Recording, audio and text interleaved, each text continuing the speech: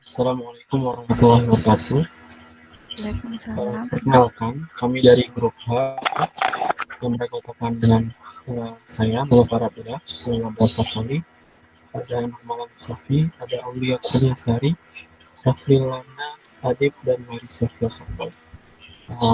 Pada video kali ini, kami akan menjelaskan mengenai embolisme pada paru.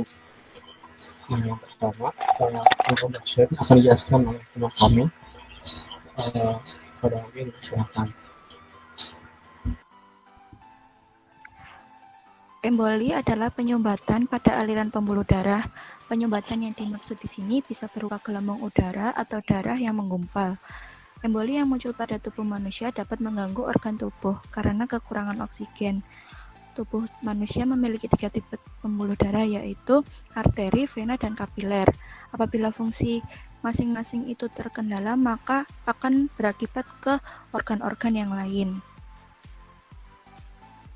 Berdasarkan lokasi pada pembuluh darah yang tersumbat, emboli itu dibagi menjadi 7 jenis, yaitu emboli otak, emboli retina, paru-paru, septik, amniotik, lemak, dan udara.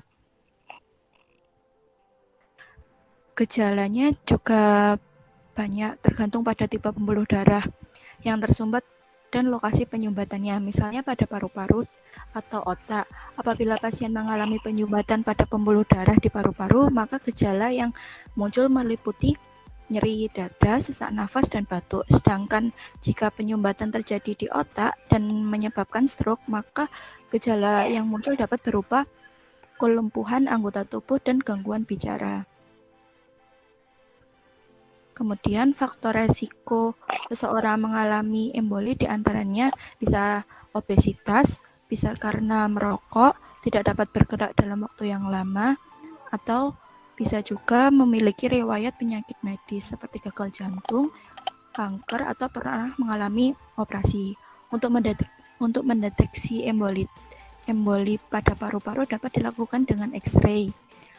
Perfusi ventilasi scan, CT scan pada paru-paru yang bertujuan untuk melihat adanya objek yang menyumbat aliran darah. Sedangkan untuk mendeteksi lebih lanjut emboli pada pembuluh darah yang lebih dalam dapat dilakukan scan otak, stroke, angiography, Doppler ultrasound studies, atau independent plethysmography yang bertujuan untuk melihat arteri yang tersumbat. Selain itu juga dapat melakukan tes darah, MRI, dan tes fungsi paru-paru dan jantung.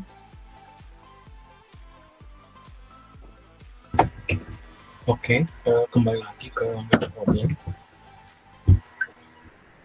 Jadi main problem ini yang kami angkat adalah pada embolisme paru.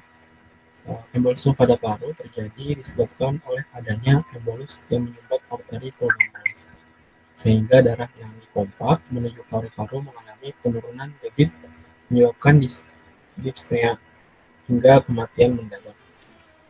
Pulmonary embolisme ini merupakan penyebab terbesar ketiga dari kematian yang diakibatkan oleh sistem kardiovaskular. Pulmonary embolism menyebabkan beberapa gejala patofisiologi yang dapat mengarah kepada pengaruh signifikan pada sistem kardiovaskular. Nah, American Heart Association mengklasifikasikan pulmonary embolism ke dalam 3 kategori. Yang pertama, massive pulmonary embolism, submassive pulmonary embolism, dan low risk pulmonary embolism.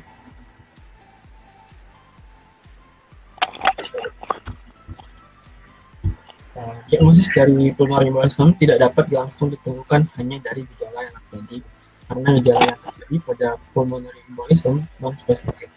Namun, terdapat beberapa gejala umum yang dapat digunakan sebagai diagnosis awal menuju pemeriksaan lebih lanjut.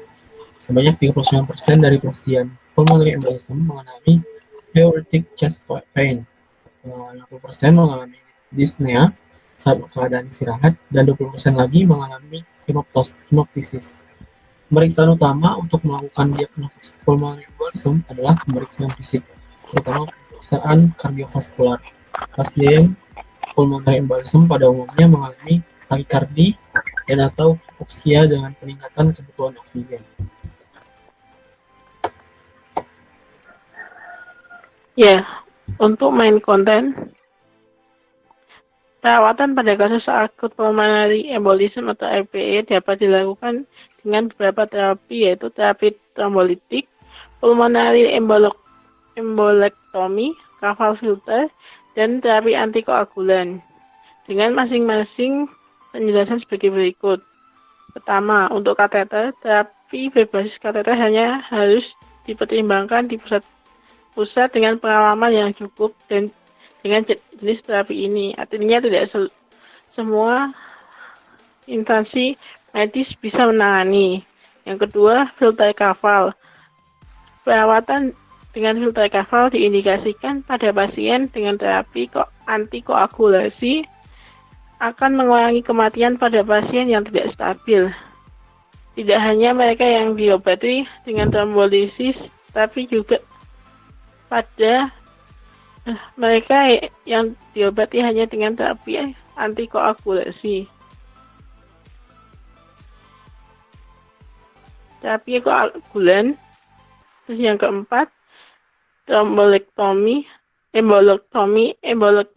atau terapi trombolitik dapat membuka tromboembolisme dan memberikan efek positif pada parameter hemodinamik. Adapun beberapa agen trombolisi yang diterima sebagai regimen yang cocok diberikan pada embolisme paru adalah streptokinase, urokinase, alteplase, dan tenecplase. Trombolisis sistematik dalam aliran darah sering bersentuhan dengan luas permukaan gumpalan yang terbatas dalam pembuluh cabang yang tersebut, dengan sebagian besar terbawa ke segmen yang tidak berpengaruh.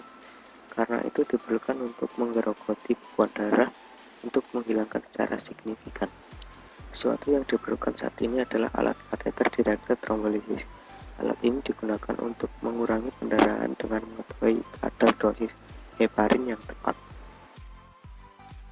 Perangkat ini menggabungkan catheter flow driver yang terbuat dari 3 disk nitinol yang berkembang sendiri, yang dirancang untuk menggerakkan, mengganggu, dan mengirimkan bekuan ke kateter pemandu untuk ekstraksi. Conclusion. Dari presentasi di atas dapat disimpulkan bahwa pulmonary embolisme adalah penyumbatan pada pembuluh darah di paru-paru. Penyumbatan biasanya disebabkan oleh gumpalan darah yang awalnya terbentuk di bagian tubuh lain. Gejala yang sering ditunjukkan oleh penderita emboli paru berupa sesak napas, nyeri dada, batuk kering, dan jantung berdetak cepat atau palpitasi. Diagnosis emboli paru ada beberapa tahap, yaitu tes darah, lalu pemeriksaan USG duplex, CT scan atau MRI, kemudian angiografi. Penanganan yang tepat untuk kasus emboli paru ini adalah dengan menggunakan obat pengencer darah, contohnya obat antikoagulagen. Obat ini digunakan untuk meminimalisir agar darah tidak menggumpal, dan aktivitas fisik seperti olahraga di pagi hari dapat membantu mencegah proses penggumpalan darah. Ada beberapa contoh pengembangan alat untuk menangani emboli ini, yaitu low dose catheter directed thrombolysis dan thrombus extraction technologies. Dengan adanya alat-alat ini diharapkan pasien yang terkena penyakit emboli dapat segera sembuh, karena prinsip kedua alat ini adalah menggerogoti bekuan darah lalu menghilangkannya. Sekian dari kami. Wassalamualaikum warahmatullahi wabarakatuh.